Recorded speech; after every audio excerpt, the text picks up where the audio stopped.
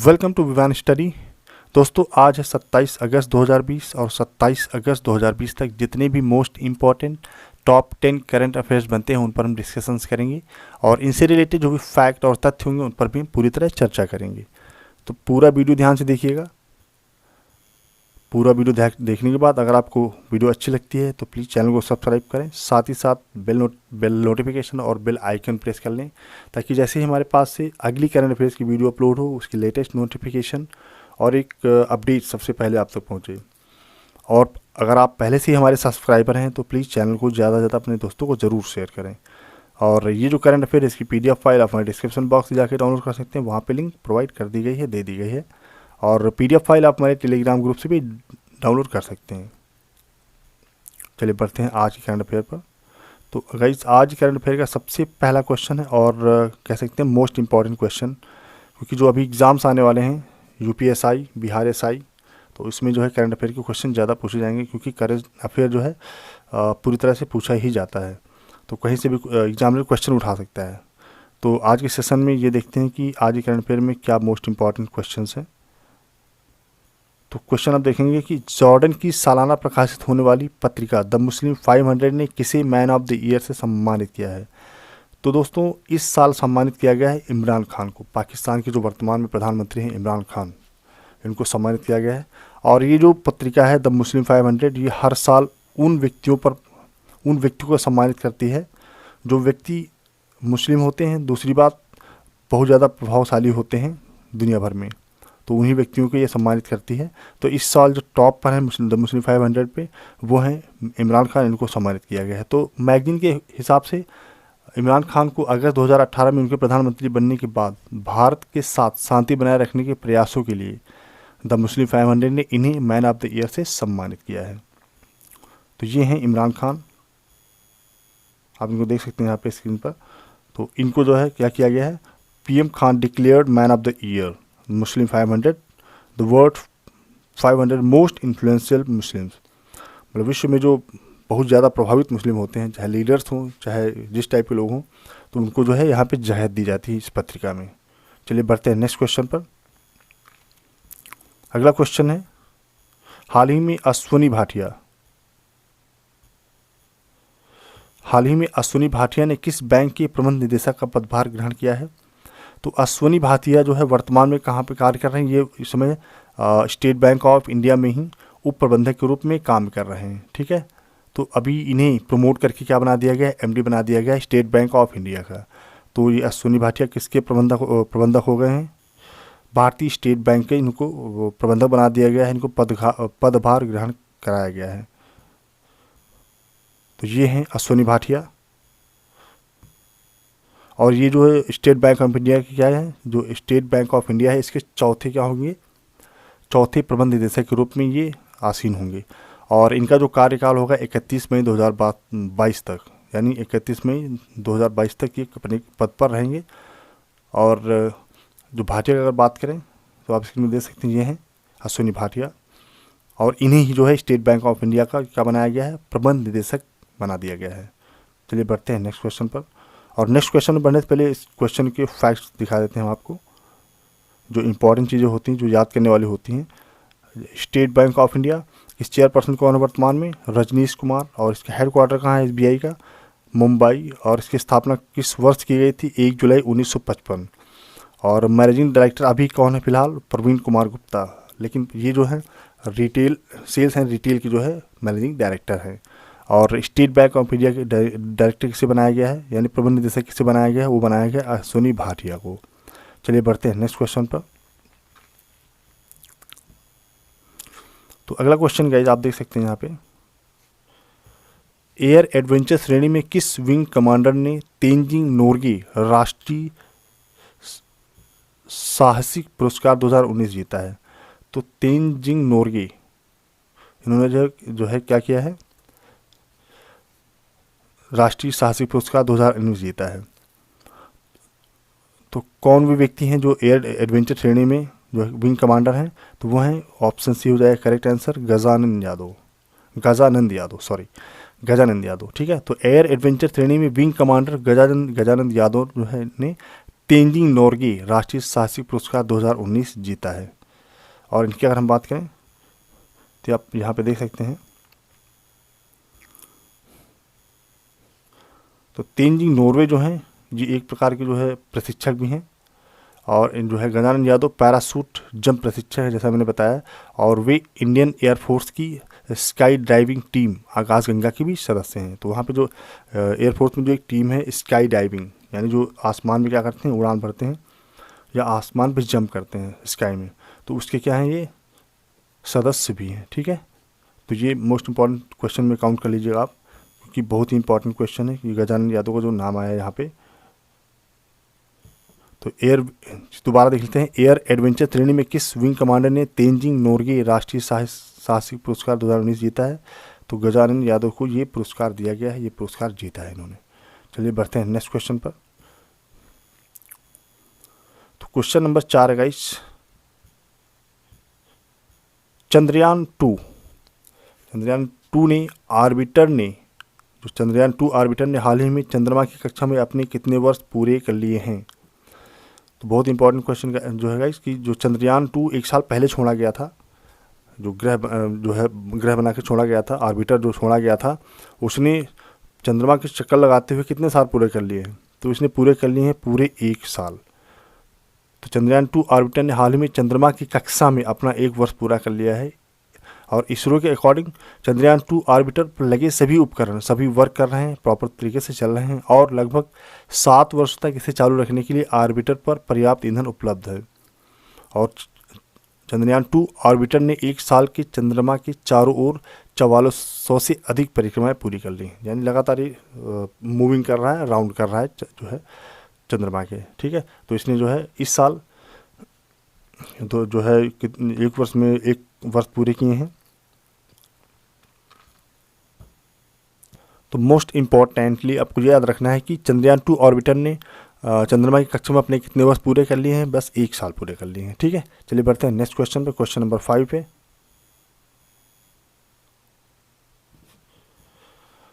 Question number 5 है, राजमार्ग नितिन गडकरी ने हाल ही में कौन सा ऐप लॉन्च किया है? जो इसमें वर्तमान में जो राजमार्ग मंत्री हैं नितिन गडकरी, इन्होंने कौन सा ऐप लॉन्च किया है? तो इन्होंने लॉन्च किया है ऑप्शन ए हरित पथ ऐप। तो उन्होंने कौन सा ऐप लॉन्च किया? हरित पथ ऐप लॉन्च किया है। और ये हरित पथ ऐप है क्या, इसके बारे में अगर बात करें तो पहले देख लेते हैं कि ये है नितिन गडकरी। इस इमेज के माध्यम से पहले आपको समझाएंगे। नितिन गडकरी हैं जो सड़क और परिवहन मंत्री हैं, राजमार्ग मंत्री हैं ये, और इन्होंने लॉन्च किया है launches app to monitor plantation along national highways. Plantation मतलब पेड़ जो लगाए जाएंगे हाईवेज के किनारे, उनको मॉनिटर करने के लिए, उनको देखने के लिए हरित पथ ऐप लॉन्च किया गया है। ठीक है, तो बहुत ज़रूरी है। और इसकी बात करें तो जो है भू टैगिंग और वेब आधारित GIS सक्षम निगरानी उपकरणों के माध्यम से राजमार्गों पर वृक्षारोपणों की निगरानी में मदद के उद्देश्य से हरित पथ ऐप लॉन्च किया गया है। और इस ऐप को भारतीय राष्ट्रीय राजमार्ग प्राधिकरण द्वारा विकसित किया गया है। अगर एग्जाम में पूछ लेता है कि ये ऐप किसके द्वारा विकसित किया गया है, हरित पथ ऐप किसके द्वारा विकसित किया गया है, तो ये विकसित किया गया है भारतीय राष्ट्रीय राजमार्ग प्राधिकरण द्वारा। ठीक है, चलिए बढ़ते हैं नेक्स्ट क्वेश्चन पर। तो क्वेश्चन नंबर 6 गाइस, आप स्क्रीन पर देख सकते हैं कि किस राज्य सरकार ने ब्रह्मपुत्र नदी पर रोपवे सेवा शुरू की है? रोपवे किस राज्य सरकार ने जो है ब्रह्मपुत्र नदी पर, जो नदी ब्रह्मपुत्र है उस पर जो है रोपवे सेवा शुरू की है। रोपवे मतलब रस्सी की सेवाएं शुरू की गई, रस्सी से आने जाने की कोई तरकीब रखी गई है। तो किस राज्य सरकार ने किया है? तो ये किया है, करेक्ट आंसर हो जाएगा ऑप्शन बी, असम सरकार। तो असम सरकार ने क्या किया है, ब्रह्मपुत्र नदी जो है वहाँ पे असम में, तो उस पर रोपवे सेवा की शुरुआत कर दी है। और असम सरकार ने हाल ही में इसकी सेवा शुरू की है, जो गुवाहाटी को उत्तरी गुवाहाटी से जोड़ेगा, यानी जो गुवाहाटी है वो उत्तरी गुवाहाटी को जोड़ेगा। इस नदी के 2 किनारों को आपस में जोड़ेगा और देश का सबसे लंबा रोपवे होगा ये। इस रोपवे सेवा से पर्यटन के साथ उत्तर गुवाहाटी के लोगों को भी काफ़ी सहायता मिलेगा, क्योंकि पूरा एरिया जो पहाड़ी है तो आने जाने में होती है दिक्कत लोगों को, जिसकी वजह से ये रोपवे सेवा शुरू की गई है। और सबसे इम्पॉर्टेंट चीज़ क्या है कि ये गुवाहाटी को एक कोने से दूसरे कोने तक जोड़ेगा, यानी गुवाहाटी से उत्तर गुवाहाटी से ये जोड़ेगा, और ये पर्यटन के साथ उत्तर गुवाहाटी के लोगों को भी काफ़ी सहायता मिलेगी इससे, तो ये याद रखेंगे। और यहाँ पे अगर हम बात कर रहे हैं अभी जो है असम की, तो असम की कैपिटल कौन है, क्या है, दिसपुर, और गवर्नर कौन है, जगदीश मुखी, चीफ मिनिस्टर कौन है, सर्बानंद सोनोवाल, और लैंग्वेज क्या चलती, आसामी। और यहाँ पे मोस्ट इम्पॉर्टेंट क्या है, एक फेस्टिवल होता है बिहू, और एक वहाँ पे टेम्पल है कामाख्या जो बहुत फेमस है, असम में ही है, और वन हॉर्न रिनोसर्स यानी एक सींग वाले गैंडे के लिए जो है असम ज़्यादा फेमस है। चलिए बढ़ते हैं नेक्स्ट क्वेश्चन पर। क्वेश्चन नंबर 10,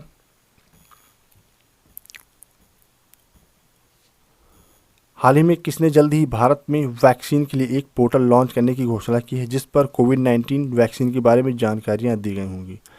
तो किसने ये ऐप लॉन्च करने की घोषणा की है, तो ये घोषणा की गई है ICMR के द्वारा। ऑप्शन बी करेक्ट हो जाएगा कि जो है भारत में वैक्सीन के लिए एक पोर्टल लॉन्च करने की घोषणा इनके द्वारा की गई है जो क्या करेगा, कोविड-19 वैक्सीन के बारे में पूरी जानकारियाँ देगा। तो कौन किसने किया है लॉन्च, जो है ये किया है Indian council of medical research ने इसको स्टार्ट किया, जिसे बोलते हैं ICMR। ठीक है, आप यहाँ देख भी सकते हैं ICMR लिखा भी हुआ, मैंने डिटेल प्रोवाइड कराई हैं। तो Indian council of medical research ने हाल ही में जल्द ही भारत में वैक्सीन के लिए पोर्टल लॉन्च करने की घोषणा की है जिस पर कोविड-19 वैक्सीन के बारे में जानकारियाँ दी जाएंगी वेबसाइट पर और उसी पोर्टल पर। साथ ही बहुत ही बीमारियों को रोकने के लिए उपयोग किए जाने वाले सभी टीकों से संबंधित डेटा उपलब्ध कराया जाएगा इस वेबसाइट पर।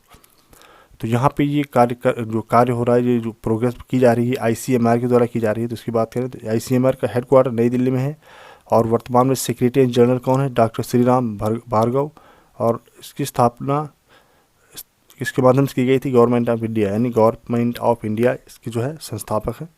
और इसकी स्थापना हुई किस सन में थी, तो 1911 में इसको स्थापित किया गया था।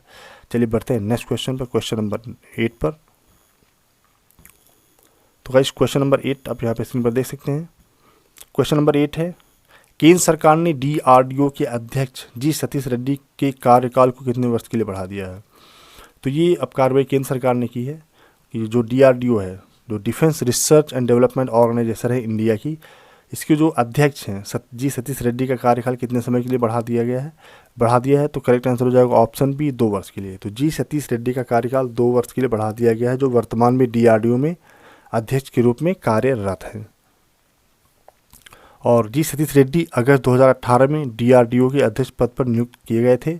साथ ही वे 26 अगस्त को के बाद 2 वर्षों के लिए DRDO के सचिव भी होंगे। तो अभी तो अध्यक्ष रूप में काम कर रहे हैं, लेकिन उसके बाद भी ये सचिव बनाए जाएंगे। तो DRDO की बात करें तो DRDO के defence research and development organisation का हेडक्वार्टर कहाँ है, भवन नई दिल्ली में है। और इसकी स्थापना कब हुई थी, 1958। और वर्तमान में जो है मिनिस्टर कौन है, या ऐसे कह सकते हैं कि कौन इसका जो है ऑफिस होल्डर होता है, तो गृह मंत्री होते हैं हमेशा। ठीक है, गृह मंत्री हमेशा इसके होल्डर होते हैं। और वर्तमान में चेयरमैन कौन है DRDO के, तो डॉक्टर जी सतीश रेड्डी, जिनके कार्यकाल को अभी 2 साल के लिए और एक्सटेंड कर दिया गया है। तो गाइस ये हैं जी सतीश रेड्डी, तो इन्हीं के कार्यकाल को 2 साल के लिए और बढ़ा दिया गया है। ठीक है, चलिए बढ़ते हैं नेक्स्ट क्वेश्चन पर। क्वेश्चन नंबर 9, 10वीं और 12वीं की परीक्षा उत्तीर्ण करने वाले राज्यों के लोगों को किस राज्य सरकार ने सरकारी नौकरी में 100% आरक्षण देने की घोषणा की है।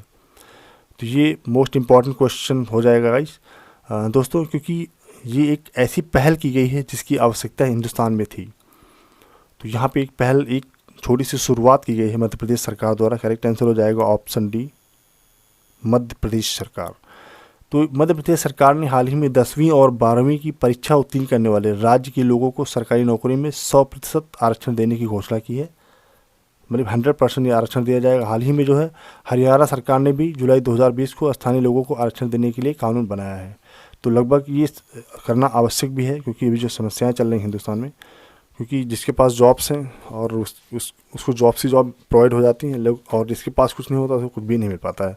तो ये दैट इज़ द प्रॉब्लम। आप कह सकते हैं आरक्षण का कहीं ना कहीं कुछ इशू है। तो इसीलिए आरक्षण को थोड़ा दिया गया है। तो यहाँ पे देख सकते हैं असम की बात हो रही है, तो मध्य प्रदेश की बात हो रही है, तो मध्य प्रदेश की देखें तो इसकी कैपिटल क्या है, वर्तमान में कैपिटल है भोपाल। और गवर्नर कौन है, आनंदीबेन पटेल, जिनको एडिशनल चार्जेस दिया गया है मध्य प्रदेश का, क्योंकि ये मेन गवर्नर कहाँ की, लखनऊ उत्तर प्रदेश की हैं। और यहाँ पे एडिशनल चार्जेस दिया गया है इनको लालजी टंडन एक्सपायर होने के बाद। और चीफ मिनिस्टर कौन है, शिवराज सिंह चौहान। चलिए बढ़ते हैं नेक्स्ट क्वेश्चन पर। तो गाइस आज की करंट अफेयर का सबसे मोस्ट इम्पॉर्टेंट क्वेश्चन और लास्ट क्वेश्चन,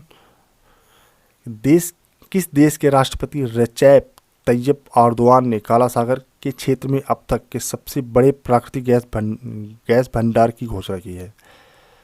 तो बहुत इंपॉर्टेंट क्वेश्चन है क्योंकि इसमें प्राकृतिक संसाधन प्राप्त हुआ है। तो किस देश के राष्ट्रपति रेचेप तैयब एर्दोगान ने काला सागर के क्षेत्र में अब तक सबसे बड़ी प्राकृतिक गैस भंडारण की खोज की है? तो ये किया गया है तुर्की के द्वारा। करेक्ट आंसर हो जाएगा तुर्की। तो तुर्की के जो वर्तमान में जो राष्ट्रपति हैं, ये रेचेप तैयब एर्दोगान, ये क्या है, राष्ट्रपति हैं तुर्की के। और इन्होंने काला सागर के क्षेत्र में अब तक के सबसे बड़े प्राकृतिक गैस है नेचुरल गैस भंडारण की खोज की घोषणा की है। और बताया है कि यहाँ पे प्राप्त हुआ है, रिसर्च किया गया है। और राष्ट्रपति के अकॉर्डिंग 2023 तक इसका इस्तेमाल करना शुरू हो जाएगा। और सबसे इम्पॉर्टेंट चीज़ ये है कि इस खोज के बाद देश में गैस के लिए विदेशी निर्भरता और कम हो जाएगी, यानी विदेशों से गैस नहीं मंगानी पड़ेगी। तो काफ़ी जीडीपी पे काफ़ी फ़र्क पड़ेगा, आर्थिक व्यवस्था सुधरेगी। और तुर्की की बात करें तो तुर्की एक, मैंने बताया ये भी अरब कंट्री है। तो कैपिटल क्या है, अंकारा। Language Turkish. प्रेसिडेंट कौन है इसमें, रेसेप ताइप एर्दोगान। और वाइस प्रेसिडेंट कौन है, फुआद ओक्टे। तो गाइस ये थी आज की करंट अफेयर। तो गाइस आज करंट अफेयर से रिलेटेड कोई क्वेरी, कमेंट या सजेशन आप हमें देना चाहें तो हमें दे सकते हैं। और आपके क्वेरी, सजेशन और एडवाइस के अकॉर्डिंग ही चैनल में और इम्प्रूवमेंट किया जाएगा। और अगर आपको वीडियो अच्छी लगती है तो प्लीज़ वीडियो को लाइक करें और शेयर करें और चैनल को सब्सक्राइब जरूर करें। तो थैंक यू सो मच आज के लिए। जय हिंद।